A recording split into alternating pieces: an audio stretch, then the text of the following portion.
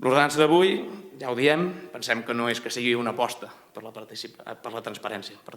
és simplement un requeriment legal i que com a requeriment legal se li dona compliment. Si en l'ordenança que es fa per delimitar com funcionarà tot el tema de la transparència de l'Ajuntament no s'hi explicita qui vetllarà per això i se'ns demanava votar a favor de ja l'alcalde ja decidirà, home, era una mica, diguem-ne, contradictori. Ens sorprenia també que a l'hora de parlar de participació no es fes esment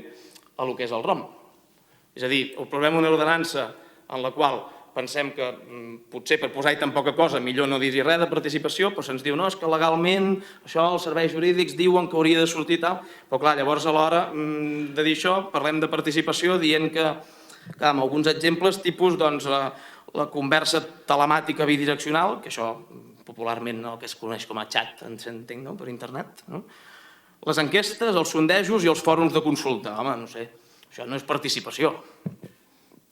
És a dir, això és demoscòpia, no sé, fer una enquesta és saber a veure aquesta cosa com la veu la gent, però no són mecanismes de participació que l'any 2015, diguem-ne, s'estiguin posant sobre la taula els ajuntaments que fan mesures de participació, ajuntaments o altres ens. És a dir,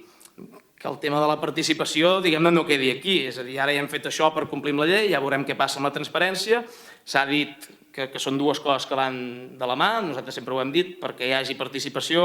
a part de ser rellevant, primer hi ha d'haver, diguem-ne, un procés també d'apoderament popular, és a dir, s'ha de traspassar més enllà de les parets d'aquest Ajuntament i moltes vegades dels mateixos despatxos la informació realment important, no només fer participar la gent en aquelles coses que ara ja hem decidit que posarem al banc i digue'm de quin color el vols, és a dir, això no és participació.